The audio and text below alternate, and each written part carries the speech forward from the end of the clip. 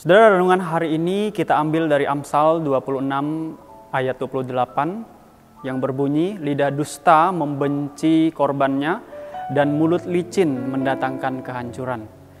Saudara, Tuhan menciptakan lidah untuk digunakan dengan baik.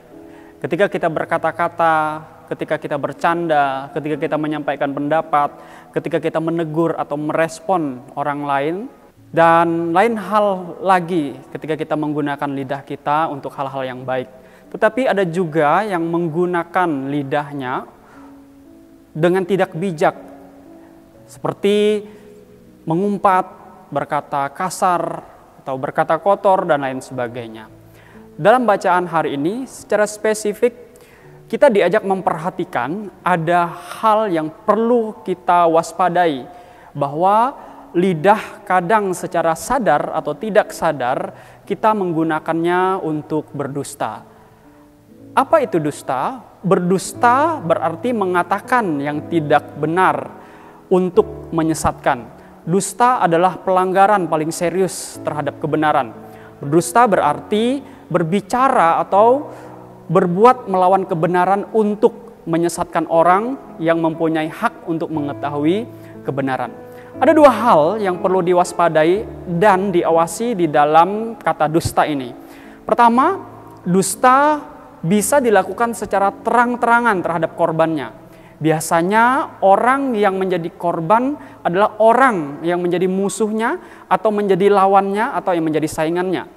Tujuan sang pendusta adalah menyesatkan pendengar lain terhadap lawannya, membuat salah sangka dan menyebarkan kebohongan. Sehingga sang lawan yang dibenci dan sang pendusta mendapatkan dukungan dari orang lain, dan mereka akan melakukan apa saja untuk mendustai orang lain. Berdusta bisa dalam berkata-kata, juga di dalam tindakan yang melawan atau merugikan orang lain. Dan dengan kata lain, berdusta adalah ketika seseorang bersilat lidah atau bersilat kata. Bisa di sini berbeda, di sana mengatakan sesuatu yang berbeda dari apa yang sebenarnya, dari kebenaran yang diucapkan. Kalau yang pertama, dusta bisa dilakukan secara langsung sehingga orang lain bisa waspada terhadapnya. Yang kedua, dusta bisa dilakukan secara diam-diam, yaitu dengan sebuah sanjungan, sebuah pujian yang tujuannya sama, yaitu menjerat orang lain, menyesatkan orang lain, dan merencanakan ketidakbenaran dan kehancuran terhadap orang lain yang menjadi sasarannya dengan cara yang lebih lembut atau smooth. Apa yang terjadi dengan mereka yang menjadi korban-korbannya? Mereka bisa terjerat, mereka bisa terluka, mereka bisa sakit hati, membuat orang lain saling membenci, membuat orang lain tidak saling menyukai, dan bisa juga menimbulkan pertengkaran atau bahkan perkelahian dan lain sebagainya. Tentu saja tindakan ini sangat merugikan orang lain dan kita tidak boleh melakukannya. Karena itu akan menghancurkan orang lain, bisa menghancurkan relasi, bisa menghancurkan komunikasi, mental, bahkan psikis orang lain. Hal ini sangat bertentangan dengan firman Tuhan.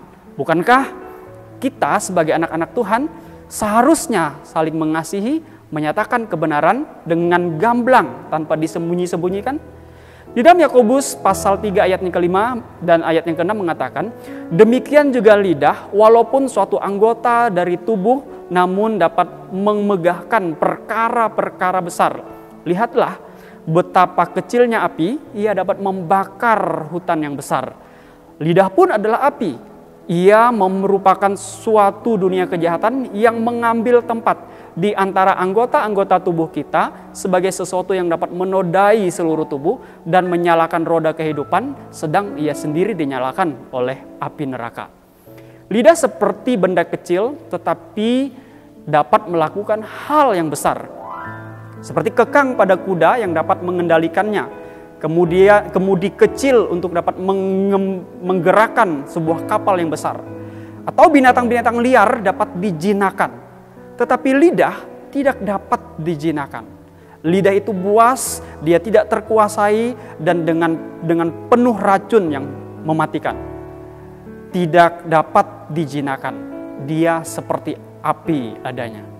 Betapa kita harus waspada dan kita harus sadar serta berhati-hati dan membiasakan lidah kita digunakan untuk sebuah kebaikan, yaitu membangun orang lain, bukan untuk menghancurkan orang lain. Kiranya Tuhan menolong kita berkata-kata dan menggunakan lidah kita untuk membangun dan untuk memuliakan Tuhan. Tuhan memberkati.